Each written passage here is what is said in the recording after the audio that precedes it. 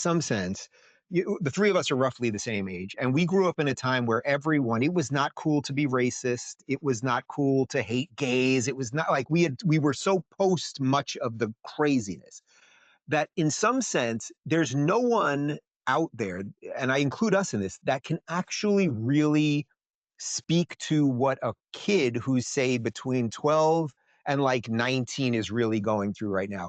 When you think of COVID and you think of TikTok and the access to all of the shit they have on their phone and how their parents locked them in their bedroom because of COVID and the government lied to them and all of the other stuff that we always talk about.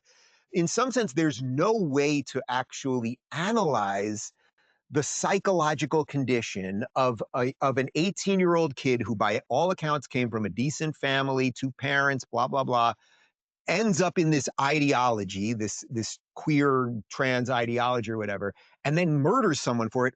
It's almost impossible for us because we didn't grow up in a time where we were being told the world was going to end because of climate change tomorrow. Everything was systemically racist. Your genitals don't match. So we've basically like given them this horrific poison and then said to them, good luck with all of that. Russell, did that make any sense?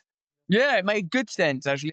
First time I sort of heard that argument that what was created was a global laboratory where people were subject to unprecedented conditions.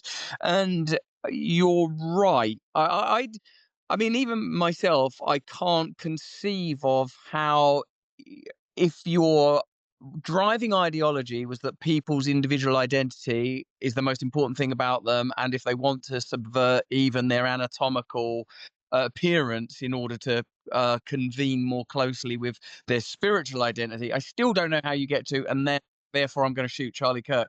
That's still kind of crazy.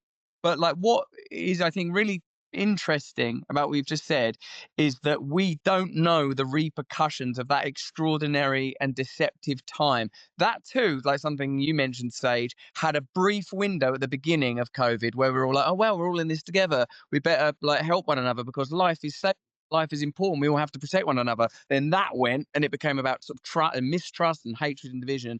Yeah, we're gonna maybe a peculiar incubation period of hysteria was created, and I think that's a really interesting set of connections that you've made. Yeah. Hey, Dave and Russell. I mean, you guys know the ages of my kids, 19, 21, and 23. The younger two are still in college. So subtract 5 years, and we were in the thick of things during COVID when we were shut down, living in the Northeast, which was completely insane. And I can tell you as a mother, I felt like long before what happened last week, I felt like I had failed in many ways, because I almost had to give up and allow my kids to go on their devices more because that was the only social interaction they were allowed to have. They weren't allowed to go to school. They weren't allowed to participate in sports. And so all they had was this. And I saw it. And all of a sudden you see, these inappropriate dance moves and everybody's doing TikTok dances. But guess what? They were really smart and they kept pushing more after that in the ideology. And so my kids were on a group text constantly. And before Charlie Kirk, before this happened last week, I mean, we were constantly going back and forth. I'm like, Mom, well, what about this? And I saw Donald Trump said this. And Mom, what do you think about this? And Mom, really? Are you sure, Mom? Are you sure? Because they only saw one thing. It has been a battle I can't even describe over the last several years to say, okay, guys, but you can't just get your news from TikTok.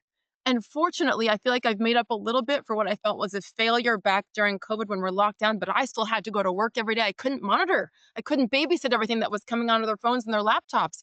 And so the conversations have been incredible because they're mature enough to listen to me now and not think I'm the devil because I would, make them make their beds and clean up after themselves. But like they realized they were only getting their news from one source. And this happened last week. And my kids asked for a FaceTime with me, which never happens. The three of them who say, Mom, we need you.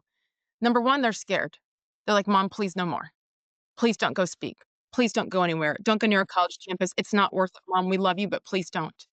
We're all four crying on the phone. And number two, to truly make an effort. My oldest already has to listen to all different kinds of platforms, not just one. And the younger two are now. But that's only because I've been choking them and saying, you guys, you can't just take it in from there. It is incumbent upon the parents. It's not too late for some. Obviously, the damage has been done and we have to pray for those people. But as parents, we have to continue to make sure that they are not getting everything from just one source. It is evil what has been put out there. And I don't know that anyone who's being honest with themselves can deny that based just on the last week. And since then, and the reactions on college campuses of so many kids laughing and stomping on the grave of Charlie Kirk, so to speak. So we have a huge job to do, and I'm heartbroken. I'm heartbroken for this generation that we have done this to.